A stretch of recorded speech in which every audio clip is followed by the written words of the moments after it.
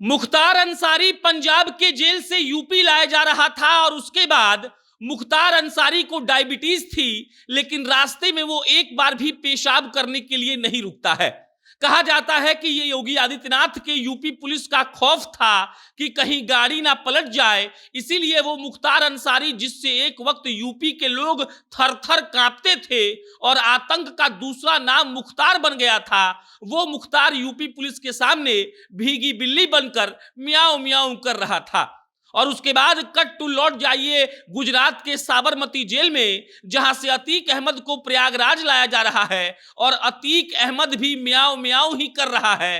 वो अतीक अहमद जिसके लिए कहा जाता था कि अतीक अहमद के एक आवाज पर यूपी में किसी को भी उठाया जा सकता है और यूपी में भी किसी को मर्डर किया जा सकता है। वो अतीक अहमद और वो मुख्तार अंसारी की कहानी आपने अब तक सुन ली होगी, लेकिन आपको पता चल गया होगा कि उमेश पाल के मर्डर में प्रयागराज में लाया जा रहा है अतीक अहमद, जो गुजरात के साबरमती जेल में बंद था। कुल 1300 किलोमीटर का यह सफर है और इस 1300 किलोमीटर में भारत की तमाम मीडिया हाउसेज पुलिस की गाड़ियों के पीछे चल रही हैं, बस इसी खौफ में कि कहीं अतीक अहमद की गाड़ी विकास दुबे की तरह पलट ना जाए और आतंक का दूसरा नाम कहा जाने वाला अतीक कहीं इस दुनिया से चला ना जाए।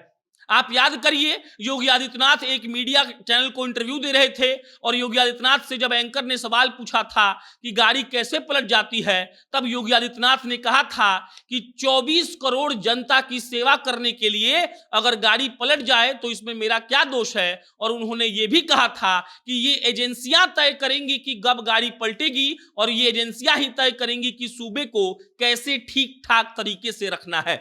अतीक अहमद आज शाम तक प्रयागराज पहुंच जाएगा, लेकिन अतीक अहमद के प्रयागराज पहुंचने की कहानी बहुत दिलचस्प है। उमेश पाल का मर्डर होता है और उसके बाद आरोप लगता है गुजरात के साबरमती जेल में बंद अतीक अहमद पर। कहा जाता है कि अतीक अहमद ने ही सारी प्लानिंग की और उसके बाद कहा जाता है कि अतीक अहमद इसमें गुनहगार है। उसके बाद योगी आदित्यनाथ के खौफ का एक उदाहरण यह है कि अतीक अहमद की जो पत्नी है शाहीन परिश्ता, उन्होंने लिख कर दिया कोर्ट को कि देखिए हमारे पति को मारने की साजिश हो रही है। और उसके बाद जो यूपी पुलिस के लिए लाइन कही जाती है कि गाड़ी कभी भी पलट सकती है, वो बार बार कही जाने लगी और कहा जाने लगा कि अतीक अहमद इन 1300 किलोमीटर में क्या वाकई में सही सलामत प्रयागराज पहुंच जाएगा।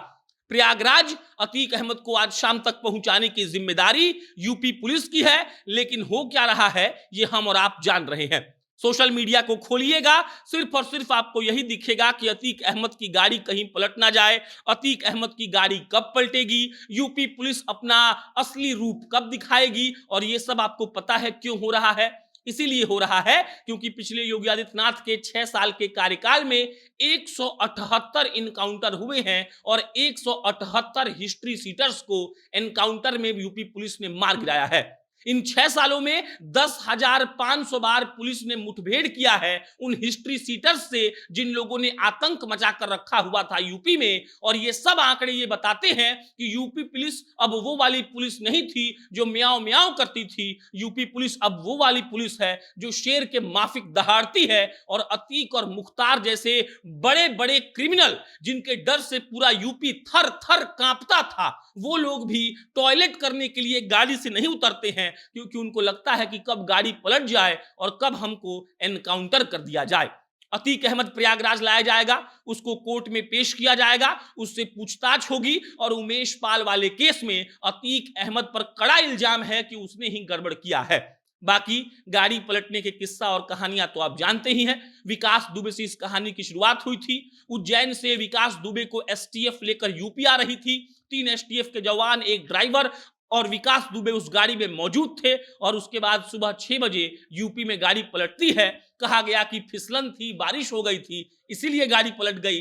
लेकिन उसके बाद यूपी के उन अपराधियों में डर समा गया जिन लोगों को बाहर से यूपी गाड़ी से लाया गया। और इसके सबसे बड़े उदाहरण मुख्तार अंसारी हैं, इसके सबसे बड़े उदाहरण अतीक अहमद है। ये लोग आ रहे हैं, लेकिन इन लोगों के करीबियों का पसीना छूट रहा है कि कब उत्तर प्रदेश के पुलिस की गाड़ी पलटेगी और कब ये लोग इस दुनिया को छोड़कर चले जाएंगे। योगी आदित्यनाथ ने सरकार चलाने का एक नया रूप दिया है, बताया है कि सरकार कैसे चलनी चाहिए और सब लोग अभी अतीक अहमद के लिए प्रार्थना कर रहे हैं कि वो सही सलामत प्रयागराज पहुंच जाए। बाकी इस पर कोई अपडेट आएगा तो आपको हम इत्तला करेंगे। मेरा नाम प्रशांत राय है। बहुत बहुत धन्यवाद।